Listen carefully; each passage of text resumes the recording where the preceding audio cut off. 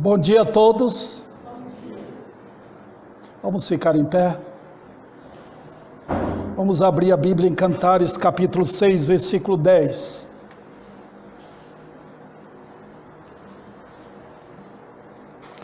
Quem é esta que aparece como a alva do dia?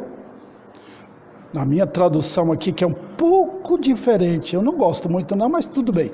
Bonita como a lua, pura como o sol e impressionante como um exército com bandeiras. Vamos orar. Dá-nos, Pai, mais uma vez a graça de pregar.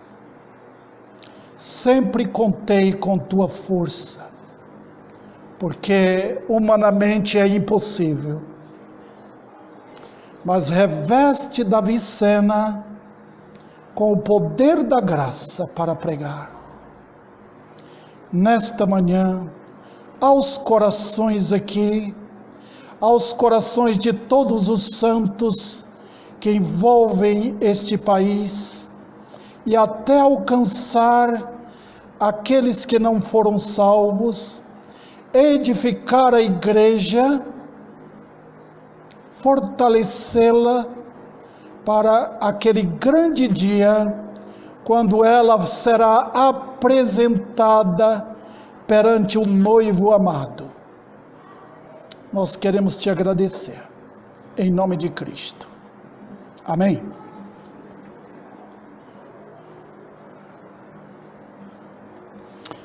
Queridos irmãos, vocês lembram que eu introduzi isso aqui faz uns 2 domingos atrás?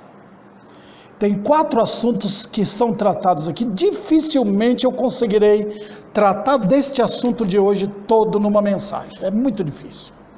Porque senão eu perco aquelas coisas que são mais importantes para dar para os irmãos. Nós vemos aqui, eu já expliquei para os irmãos o que envolve Cantares. Literalmente, Cantares é dirigida Salomão para a mulher dele, literalmente.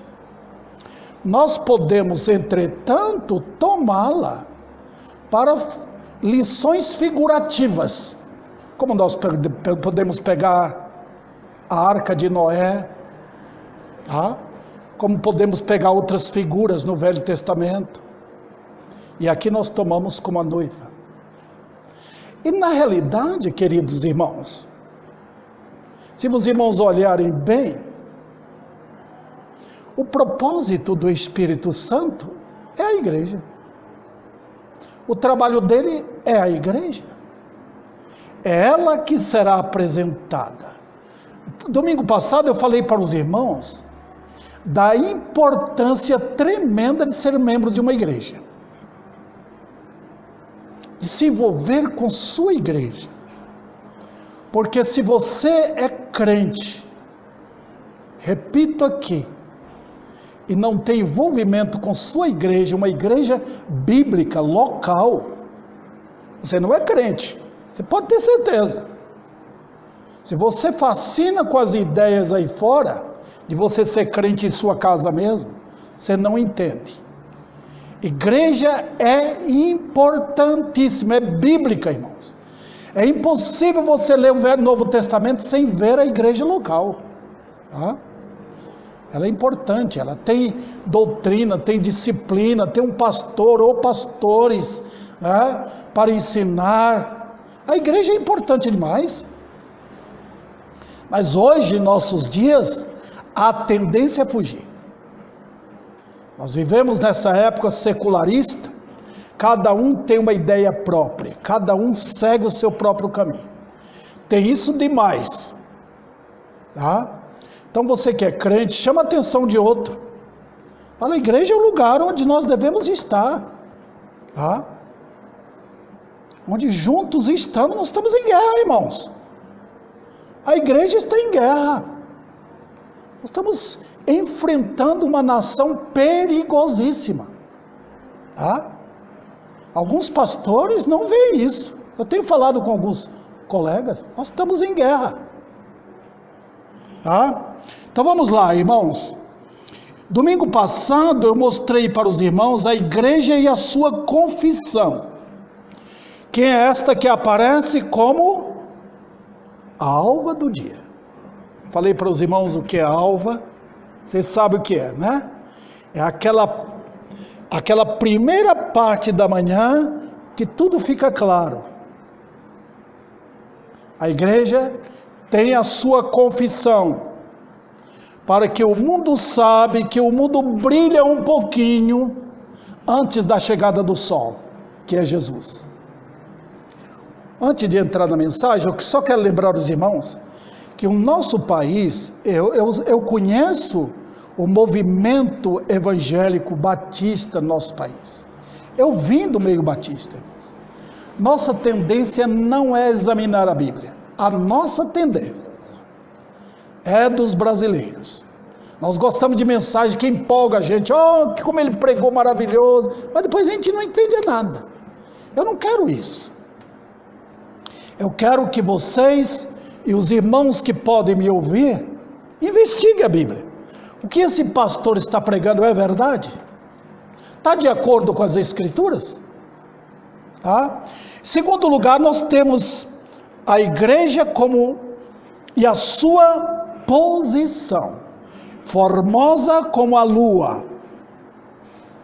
A igreja e sua santidade, pura como o sol. E a igreja e sua... deixa eu ver se eu coloquei aqui, porque senão eu esqueço, né? A igreja e suas batalhas. Eu diria assim, mas não é exatamente isso que eu queria dizer. Nós vamos chegar lá e os irmãos vão entender o que eu quero dizer, tá? Então, já mostrei domingo passado a igreja e a sua confissão, como a alva do dia. Hoje eu quero entrar sobre a igreja e a sua posição. Isso aqui é muito importante, irmãos. Eu lembro a vocês, a igreja é um mistério. E como é que vocês veem mistério aqui no versículo 10? É que o grupo de mulheres que tinha lá na corte de Salomão, elas se reuniam e quando elas viam a esposa de Abraão, de Salomão, elas perguntavam: quem é esta? É a mesma pergunta que é feita a Cristo: quem é este? É a mesma pergunta que é feita ao pão que foi dado no maná. A palavra maná significa: o que é isto? Então o mundo pergunta: quem é Jesus? Quem é este? Eu já falei para os irmãos, tá? Daqui até o final, lá para o mês de junho, vai nascer meu neto, Theo, filho do Gessé e a Virgínia. Mas vai ser uma coisa, nasceu mais um homem entrando no mundo, ninguém interroga: quem é este? Um dia eu nasci, entrou no mundo, mais um homem, pecador como outro. Mas quanto a Cristo, até hoje está essa interrogação: quem é este? Quem é este homem? Diferente. Um ser estranho. E a igreja, como ela está envolvida em Cristo, a pergunta é a mesma: quem é esta? Então, esqueça que vocês não vão ver nada sobre a igreja no mundo. Eu gosto de assistir, tem a TV Brasil, e ela passa normalmente às noites sobre as cidades brasileiras vistas de cima. Importante a gente conhecer o país, já que eu não posso viajar, então a gente vê o Brasil andando de helicóptero. Brasil visto de cima. Em geral, eles mostram as catedrais católicas. Inclusive passou sobre aquela cidade mineira lá, Diamantina, perto de onde a irmã Aparecida morou, nasceu, né? Ali em Diamantina. Então fiquei sempre lembrando da irmã Aparecida. Sempre as catedrais. Mas a igreja não é isso. A igreja não é um prédio. A igreja não é aquela catedral bonita. A igreja é o corpo, a noiva do Cordeiro, representada numa igreja local. Vamos lá. Hoje veremos ela assim. Mesmo que haja desprezo pela igreja, a nossa fé, irmãos, deve se apoderar dessas verdades para o nosso bem. Deve ser o brilho do nosso viver perante um mundo cheio de mentiras. A igreja é gloriosa. E sabe como ela é representada aqui? Vocês já descobriram, versículo 10. Ela é representada como a lua. A lua. Talvez vocês nunca pararam para pensar nisso. Como Deus usa a lua para representar a igreja. Mas ela é representada na sua confissão. Na sua posição. Espero que os irmãos entendam. A primeira coisa aqui é a seguinte. É que a lua não tem luz própria. Ela recebe luz do sol. A igreja também não tem luz própria. Ela recebe a luz de Cristo para brilhar no mundo. Um dia, quando sairmos daqui, que tivermos corpos glorificados, aí a igreja vai brilhar. Eu vou passar rapidamente os 2 textos para falar sobre isso. Mas agora não. Ela recebe luz, não para brilhar como nós estamos vendo o sol fazendo agora. Ela recebe luz do sol, que é Cristo, para ter uma influência no mundo. Um outro detalhe com respeito à lua, irmãos, é a influência que a lua tem sobre a terra. Na chuva, na plantação, no mar, até no corte de cabelo, a lua tem influência. E eu pus por fim agora, porque eu gosto muito. A lua tem influência na pesca. Se você vai na lua errada, você não pega nada. A igreja tem a mesma influência. A influência que a lua tem sobre a terra, a igreja tem sobre o mundo. Outra verdade, irmãos, não é função da igreja apagar a escuridão. A lua ou a igreja não veio brilhar sobre a terra para deixar o mundo bem claro. Não. A igreja tem a mesma função que a lua tem,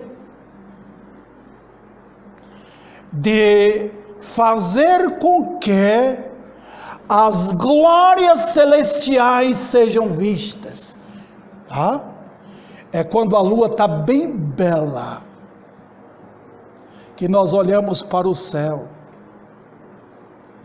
e vemos miríades e miríades de estrelas, e ela nem mostra tudo.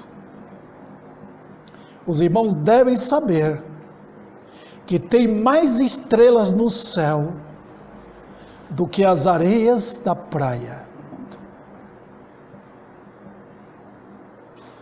A lua está mostrando pouco. A função da igreja, está vendo? Além dela ter uma influência sobre a terra, ela tem uma influência vertical, quer dizer, ela nos leva para as coisas gloriosas lá no céu. A igreja tem essa função, queridos irmãos. Nesse sentido, ela é a luz do mundo.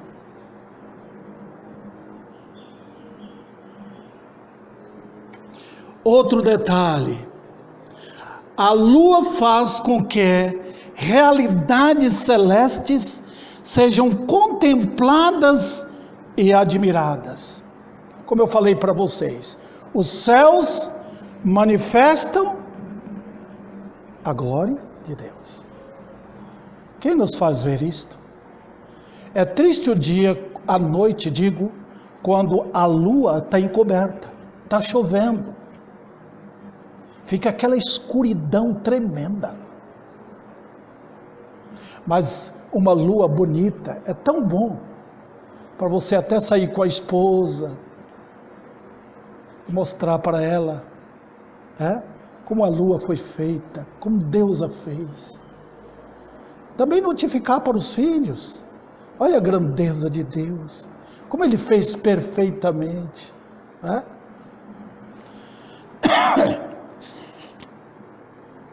Vamos lá, irmãos. A lua também perde a sua função ao despontar o sol. Nós não precisamos da lua agora, precisa? Às vezes, quando está cedinho, que o sol já despontou, cadê a lua? A gente não importa com ela. Agora imagine, queridos irmãos, se chega às 7 horas, 8 horas da manhã, está tudo escuro ainda, o sol não apareceu, aí o mundo entra em desespero e gritos: o que aconteceu? Mas sabe de uma coisa? O sol da justiça não apareceu. A igreja ainda brilha, mesmo nesse temporal de maldade, mesmo nesta escuridão tremenda de tanta iniquidade que existe aqui no mundo hoje. A igreja está funcionando. Queridos irmãos, não importa. Eu falei para vocês domingo passado,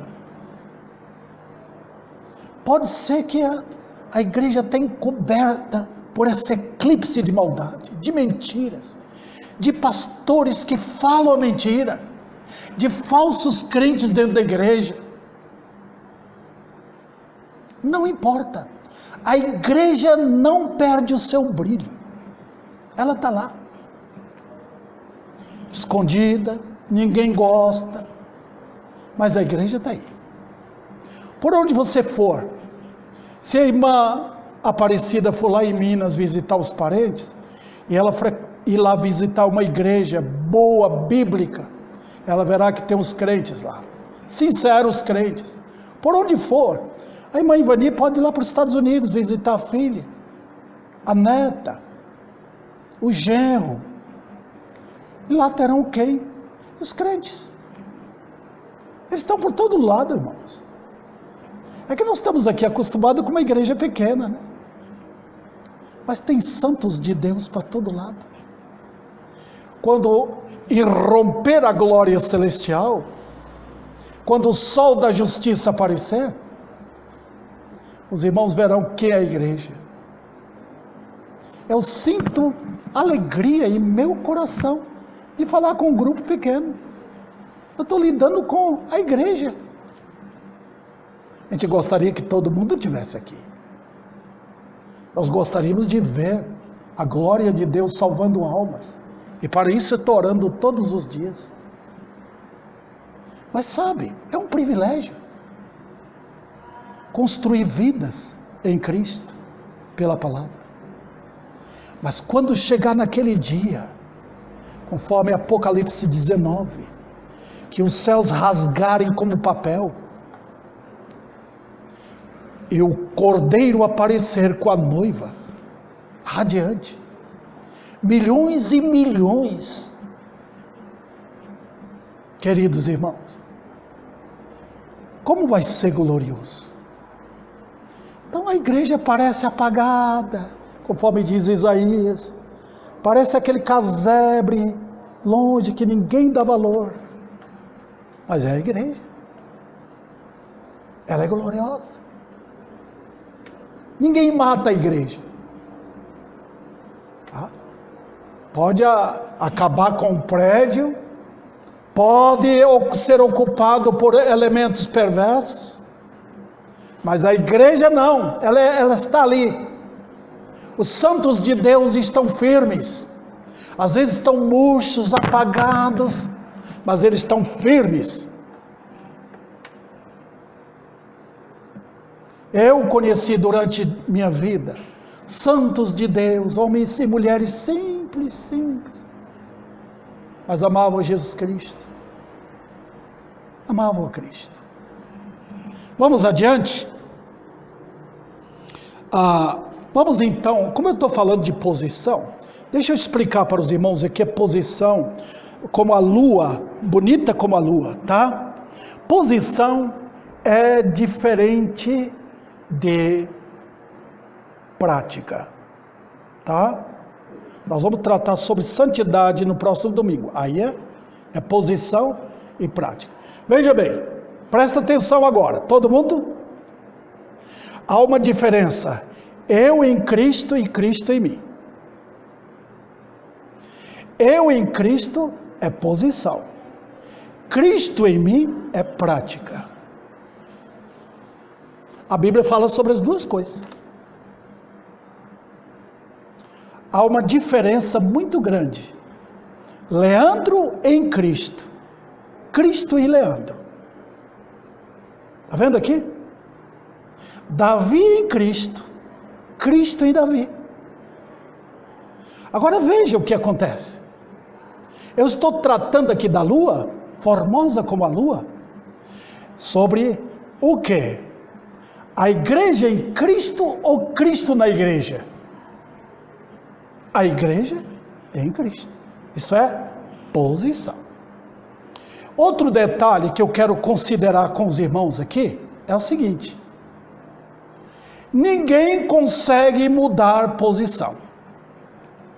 Você pode achar defeito na igreja, tá? Tem muitos e muitos crentes defeituosos, e dentre eles eu sou o pior, cheio de defeito. Mas sabe, ninguém muda a posição. Quando o homem casa com uma mulher, ela pode ter todo defeito, mas ele vai falar para qualquer um: ela é minha mulher. Ele vai defendê-la. Quando Deus se uniu ao seu povo, quando Cristo pagou na cruz o preço pelo resgate da noiva, ela é dele. Não fale mal da igreja. Olha, irmãos, Deus deu lições assim preciosas com respeito à igreja, e deu ilustrações. Vocês lembram Israel no Velho Testamento? É bom que a gente saiba disso. Quando Israel estava andando para a terra prometida, e teve que passar no território dos Moabitas, e que o rei de Moabe quis amaldiçoar o povo. Naquele tempo, irmãos, maldição era o seguinte: está aqui o Paulo, vamos supor o Paulo, ele tinha o dom de amaldiçoar, então ele era chamado, ele era um tipo assim de adivinhador ou espírita, então ele era chamado para amaldiçoar, e quando ele amaldiçoava, pegava a maldição. No Velho Testamento era assim. Vamos supor que uma mãe amaldiçoasse o filho. A gente mora perto de uma mulher que não gosta do filho. Ela lança imprecações contra o filho o dia todo, dá uma tristeza profunda. Sabe, nas maldições era assim. Então, quando eles contrataram Balaão, foi para amaldiçoar Israel. Então, sabe o que Balaque fez? Ele pegou Balaão, levou para o monte alto, e o povo estava lá no vale, todo mundo acampado. Amaldiçoa. Eu vou te dar um quarto cheio de dinheiro, cheio de tesouro, se você amaldiçoar. Agora os irmãos sabem muito bem o que o dinheiro faz, né? Quantos homens são vendidos mesmo. Balaão não foi diferente. Ele só não amaldiçoou para ganhar dinheiro, porque Deus trocou a maldição em bênção. Deus mudou o linguajar dele. Então, ele fala lá do alto: como é que eu posso amaldiçoar um povo que é abençoado? Ninguém pode. Queridos irmãos, não tem condições de amaldiçoar a igreja. Você não pode pegar um povo que foi justificado e torná-lo culpado. Você não pode pegar um povo remido para achar defeito nele. Assim com a igreja. Vamos tomar isso aqui individual? Aqui está aquele irmãozinho. Simples. Todo mundo olha e não dá nenhum valor para ele. Quem é ele? Olha, se você olhar, tem talvez em Ribeirão Preto alguém que seja melhor do que aquele irmãozinho. Alguém até mais honesto, mais corajoso, mais religioso do que ele. Agora pega os dois. Aqui está aquele homem que é incrível, todo mundo gosta dele porque ele é muito bacana para o povo. E aqui está aquele crente simples, humilde, que ninguém dá valor. Esse aqui aos olhos de Deus não vale nada. Esse sim. Agora pegue um crente só e une com todos. E vocês verão o que acontece. É a igreja. Ninguém pode destruir a igreja. É impossível. A igreja está em Cristo. Eu acho que vocês não entenderam ainda. Então, eu não vou passar aqui uma passagem que eu já passei várias vezes com os irmãos. Romanos capítulo 6. Como foi que Deus pegou a mim e a você e toda a igreja na face da terra e uniu a Jesus, formando uma só coisa com Ele. Uma só. Lembra que eu ilustrei para os irmãos? Daquela árvore chamada sequoia, que tem nos Estados Unidos. São árvores que eles abrem no meio, dá para passar um carro. De tão grande e alta, tão larga. Seu Paulo, nosso diretor do Maranata, ele disse que duas árvores cresceram juntas. Foram fazendo assim até que uma se encontrou com a outra e se tornou uma só. Foi assim que Deus fez com a igreja e Cristo. Eu nele. Isso é posição. Então vamos lá. Tudo em Cristo. Deixa eu lembrar você, querido irmão. Você não tem nada de bom, nem eu. Você não tem nada de valor, nem eu. Você não tem nada em si, em você, em mim, Davi, que tenha agradado a Deus. Tudo está em Cristo. Tudo está nele. Eu era um perdido, eu era um condenado, eu estava indo para o inferno, eu era um herdeiro do lago de fogo, queridos irmãos. Então, não tem nada em mim que é bom. Então eu tenho que olhar para o meu Senhor, que eu fui colocado nele. Então vamos lá. Para isso eu tenho que olhar a beleza de Cristo. Interessante, né? Quão diferente é? Quando eu casei com Dona Nádia, aqui estava um homem feio que casou com uma mulher bonita. Quando o João casou com a Ivani, estava um homem feio e uma mulher bonita. Está vendo aqui a diferença? Quando Deus casou, quando Cristo casou com a igreja, estava uma mulher feia e um homem lindo. Sim, pastor, é. Ela feia, ele maravilhoso. Eu não estou falando de mera aparência, mas entra também, porque Cristo agora é tão belo completamente. Eu quero falar da beleza dele agora. E a beleza dele está em você, querido irmão. Vamos lá. A primeira lição aqui é a seguinte: Ele é o sol da justiça, você é a lua. A lua nada seria se não fosse o sol. Ela não tinha valor nenhum. Eu nada seria se não fosse o meu sol da justiça. Eu fui ligado a ele. Outro detalhe: Cristo é belo em glória. Cristo é belo em glória. Queridos irmãos, eu sei que Deus está usando a ilustração do sol, mas o sol é fraquíssimo comparando com a glória de Cristo. Vocês sabem, se nos cega o sol ardente, quando visto em seu fulgor, quem contemplará aquele que do sol é Criador? Se você pudesse ver Jesus agora, se você conseguisse olhar para Ele, você cairia morto.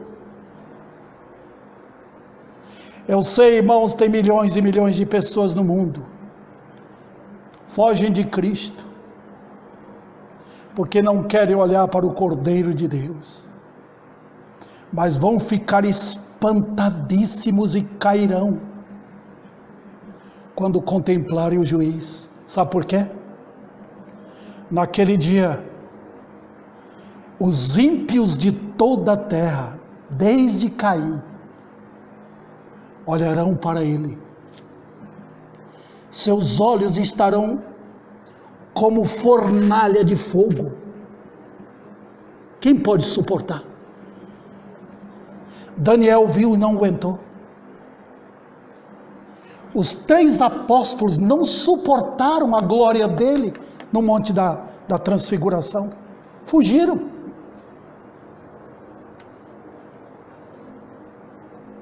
Você só vai encarar Jesus Cristo porque você está nele.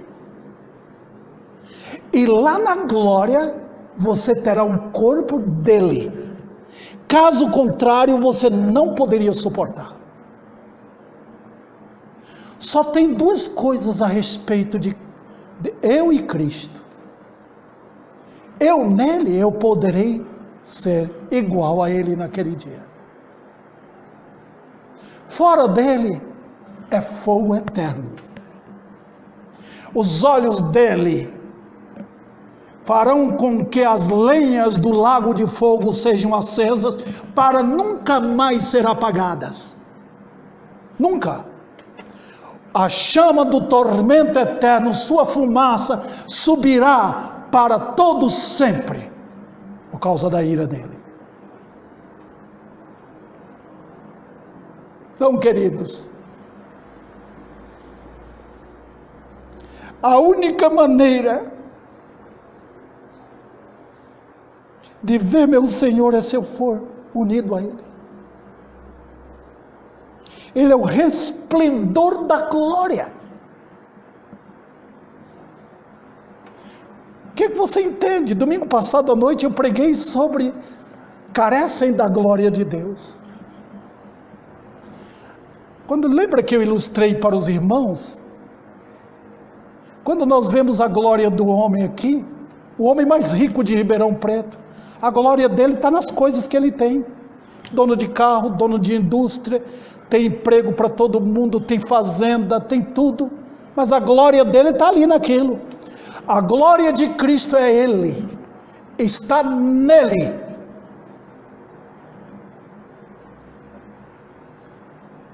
Eu verei. Foi isso que espantou os santos sempre. Eu já falei para os irmãos daquele grande pregador que Deus usou no Canadá, Oswald Smith. Ele fez aquele hino falando que ele andava em tristeza, o coração amargurado, vivia no pecado. Quando ele viu Jesus, ele disse: eu o vi, eu o conheço, pois comigo ele andou. Sua presença gloriosa para sempre então ficou. Aí ele entra em êxtase de admiração. Oh, presença gloriosa!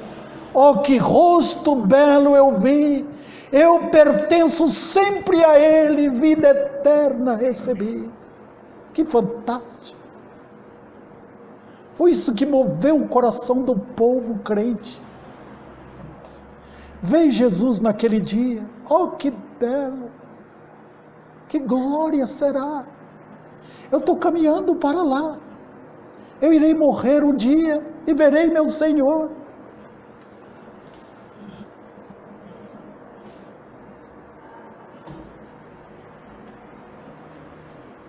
Também, meus irmãos, tem tanta coisa para falar. Cristo é belo com a perfeita sabedoria de Deus. É nele que a igreja acha tudo. Tudo. Cristo é belo em santidade.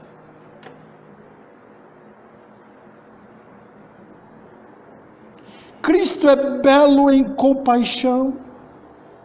Cristo é belo perfeitamente em amor. Eu estou correndo um pouco para ver se eu termino esta mensagem nesta manhã. Cristo é belo em graça. Quando Cristo contempla a igreja, Ele olha com tanta simpatia, com tanto amor. Às vezes, num casal, como entre eu e minha esposa, qualquer coisinha pode haver uma desavença. Mas Cristo nunca tratou nem tratará a esposa com maldade. Nunca. Você nunca ouvirá de Cristo palavras grosseiras partindo dele, que lhe dê sentimento, irmão, de que você está com medo. Não sai isso dele. Ele é belo em graça.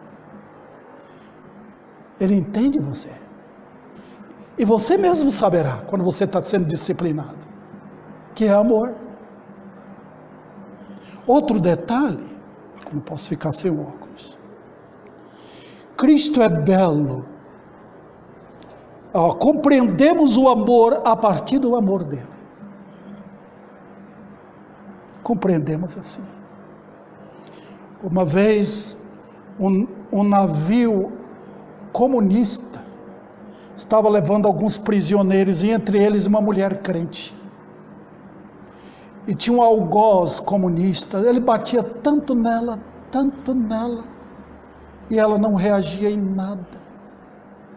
Ele ficou tão impressionado com a atitude daquela mulher, que ele não quis mais ser comunista.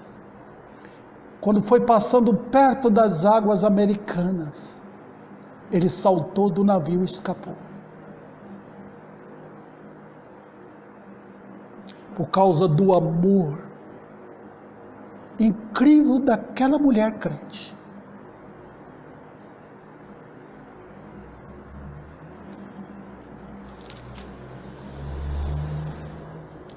Cristo é belo em transmitir sua bondade. Olha como ele é precioso. Ele sempre diz aos crentes: nunca te deixarei, nunca. Confia em mim. Ele é um pastor amado. Não tem preferência para ele. Ele não está olhando aquele crente mais intelectual, aquele que trabalhou mais. Todos recebem da porção gloriosa da sua bondade. Está vendo aquele crente que está trabalhando na igreja? Servindo a ele com maravilha. Ele enche de amor. Ele dá tanta alegria. Às vezes ele não dá dinheiro para você, mas ele tem coisas infinitamente melhores do que dinheiro. Há um dos nossos hinos: onde o escritor diz o seguinte: quanto mais eu sirvo a Cristo, mais doce e belo Ele é para mim. Oh, quanto mais sirvo ao meu Salvador, mais sinto o seu maravilhoso favor. É difícil trabalhar para Ele, aliás, é impossível, sem receber recompensa. Ele dá em dinheiro, Ele dá em bênção dentro da família, Ele enche de gozo e alegria. Impressionante como Paulo sentiu isso, irmãos. Na prisão, cheio de açoites no seu corpo, ele diz: eu quero conhecer meu Senhor, eu quero conhecê-lo mais. Ele é belo. Cristo transmite ternura. Eu nem sei o que é isso. Em nossos dias, irmãos, vemos mães sem ternura, pais também, homens que tratam com perversidade uma criancinha. Mas Cristo é cheio de ternura. Ele é assim. Olha como ele tratou Jonas no navio. Ele não gritou com seu servo. Ele usou circunstâncias para colocá-lo no seu devido lugar. Ternura. Também, irmãos, Cristo transmite consolo. Ele nunca tira algo de alguém sem dar no lugar coisas melhores. É por isso, irmãos, que temos a segunda carta de Paulo aos Coríntios. Quando você lê 2 Coríntios, olha os primeiros capítulos. Paulo está falando de tanto sofrimento, tanto, que ele até chegou àquele momento de falar: eu não quero mais nada com a vida. Era muito sofrimento. Mas ele disse: o consolo veio. E é nesse caso que o Espírito de Deus é o Consolador. Eu conheci pastor George Norton. Eu aprendi muito com aquele irmão em Cristo que já está na glória. Quando eu fui para Uberaba, ele me recebeu. A esposa dele tinha morrido já. Ele olhou para mim com a coragem de um servo, mas dos seus olhos saíam lágrimas. Ele estava querendo dizer: eu sinto a falta dela, mas havia consolo nele.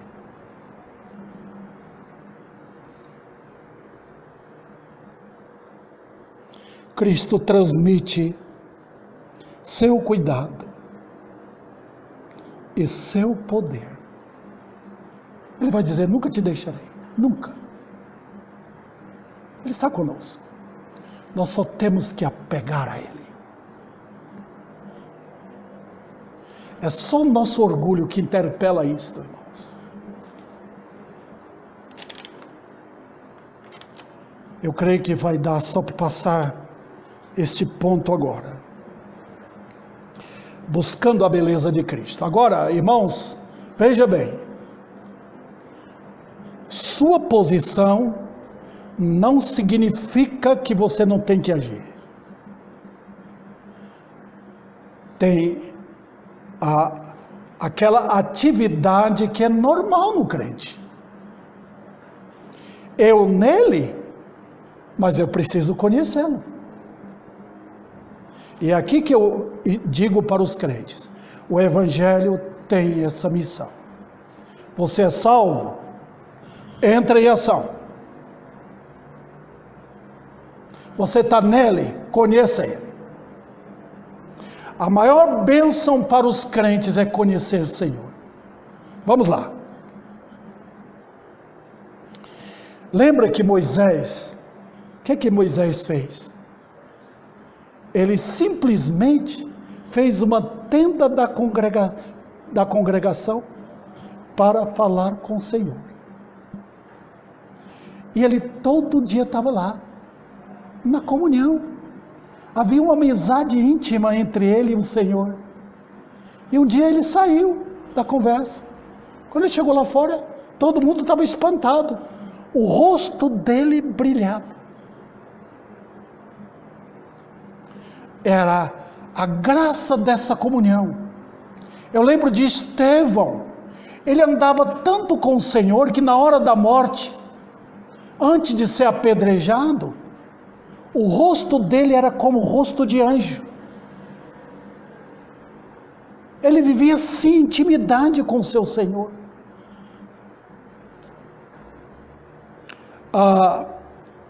Eu falei de Paulo, então não vou repetir. Paulo queria conhecer. Então, quais são as exortações de Deus?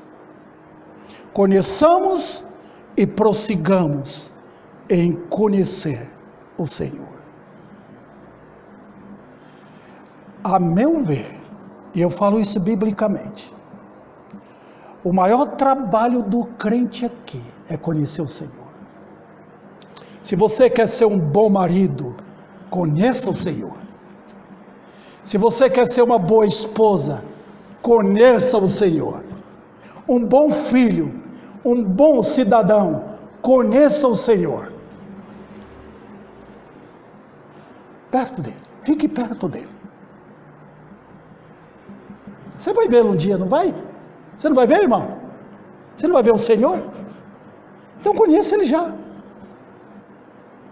O segredo de santidade, de vitória, é conhecê-lo. E como eu faço isso? Eu me apodero da palavra. Eu me apodero da palavra. Quanto mais eu leio a Bíblia, melhor para mim. Leia depois de orar. Me abre a tua palavra. Faça igual o salmista fez. Eu quero ver a tua graça.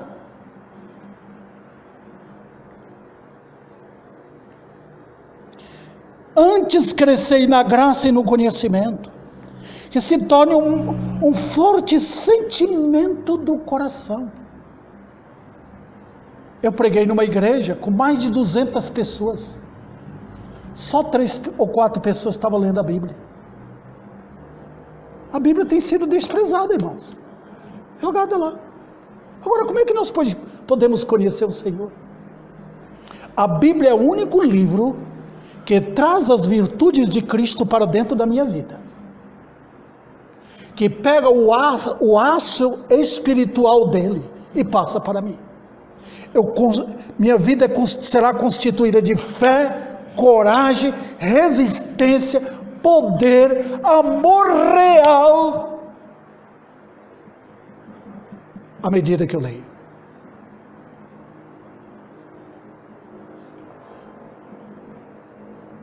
Eu li a respeito de um homem que ele trabalhou incansavelmente com a Bíblia.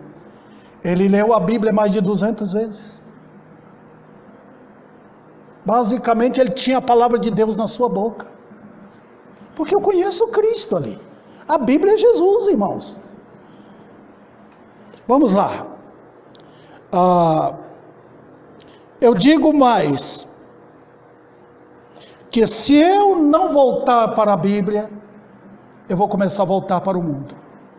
E quanto mais eu pego do mundo e encho o meu coração, mais eu vou desprezar o livro de Deus. Está vendo aqui?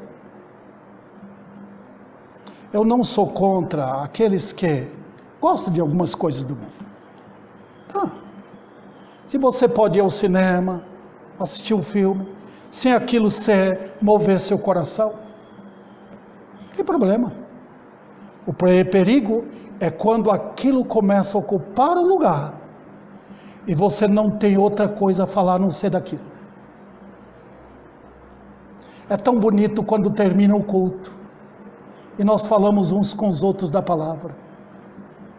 Não é verdade? Um edificando o outro. Outro detalhe, queridos irmãos, somente crente pode fazer isto. Se você não conhece a Cristo, a Bíblia será um livro fechado, tudo escuro, você não vai entender. Porque não adianta. Você está entrando em território sagrado.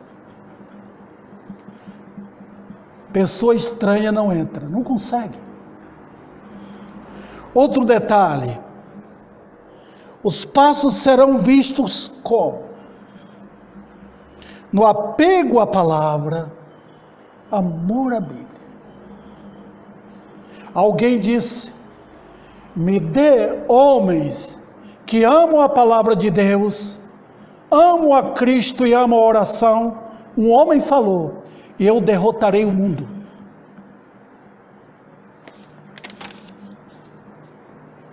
Na disposição de vitória na vida. Este mundo atual, meus irmãos, está empurrando a gente para todo lado. Ou você desiste, ou nós vamos matar você. O mundo está assim. Ou pare de pregar, ou nós vamos acabar com você. O mundo está assim. Ou você aceita o nosso esquema, ou você se una conosco, nosso estilo de culto, nosso apoio aos pecados, ao adultério, à fornicação, à pedofilia e outras coisas, ou você vai acabar. Cale-se, o mundo está assim. Quem ama a Bíblia está cheio de vitória. Não renuncia. Quem tem que cair perante nós é o mundo, não nós. E sabe de uma coisa, queridos irmãos? O nosso país e a nossa cidade aqui está esperando homens e mulheres que creem.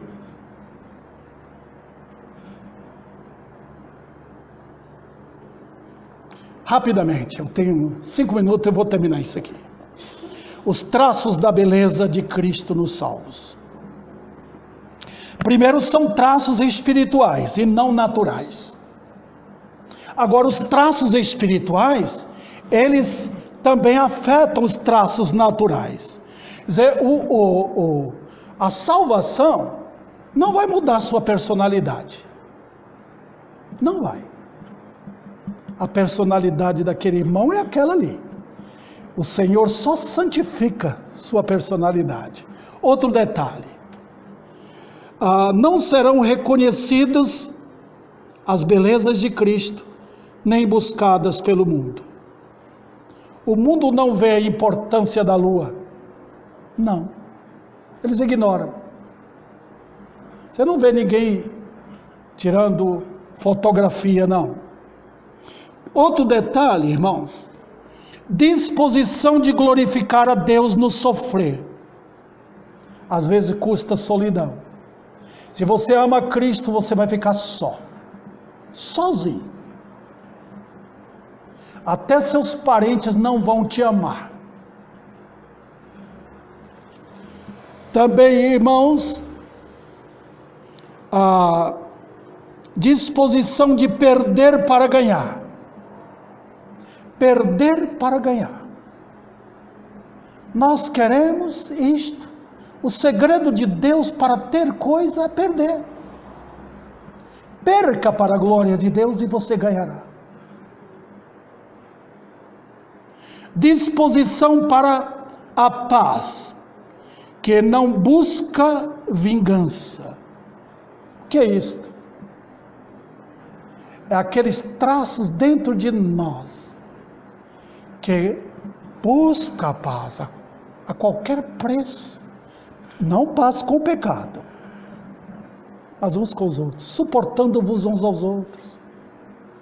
Você sabe que nossa vida no lar é um verdadeiro teste da paz? Será que eu reajo ou tenho guerra lá dentro? Essas coisas nós aprendemos com Cristo, o príncipe da paz. Outro detalhe, queridos irmãos, é manifestação de justiça no viver. Em tudo, queridos, não devamos nada a ninguém. Nada. Nada. Eu devo a minha esposa. Ela me deve também justiça. Leandro e Ana Paula. A menina filha também meus pais? Justiça.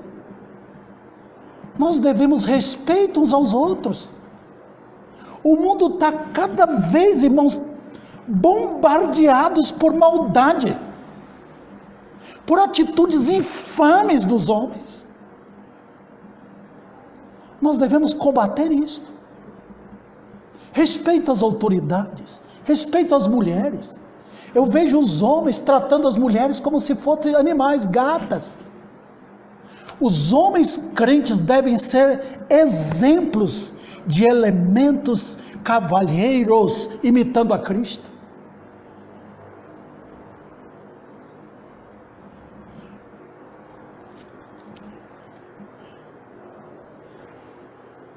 Também disposição para o amor franco, que odeia o mal e apega ao bem, e disposição para guiar as almas no caminho da justiça. E eu termino aqui. Eu quero fazer isso rapidamente, porque meu tempo está acabando. Por enquanto somos o que somos, por enquanto, irmã Ivani, a irmã é a senhora aí, Rose, os crentes aqui, todos, vocês são o que são agora. Mas vai chegar o dia quando nós sairemos da imperfeição e seremos como Ele é. Rapidamente eu pego os irmãos em Daniel capítulo 12, rapidamente, e vocês vão ler ali comigo. Daniel capítulo 12, o último capítulo daquele impressionante livro. Versículo 3. Os que forem sábios resplandecerão como o fulgor do firmamento, e os que conduzirem muitos à justiça brilharão não como lua, mas como as estrelas, sempre e eternamente. Está vendo aqui? Você está caminhando para isso, querido. Um dia você vai brilhar tanto. Alguns vão brilhar mais do que outros, porque trabalharam mais. Alguns terão corpos de glória, mas brilhando pouco. Mas todos brilharão como as estrelas do céu. E tem estrela que são incrivelmente maiores do que o resplendor do sol, cheias de fulgor. Não vale a pena sua posição agora, amar Jesus, lutar por Ele, pela glória dEle, buscar ser igual a Ele? Vale? Eu nele. No próximo domingo tratarei sobre Ele em mim, a igreja perfeita, santa, como sou. Vamos ficar em pé.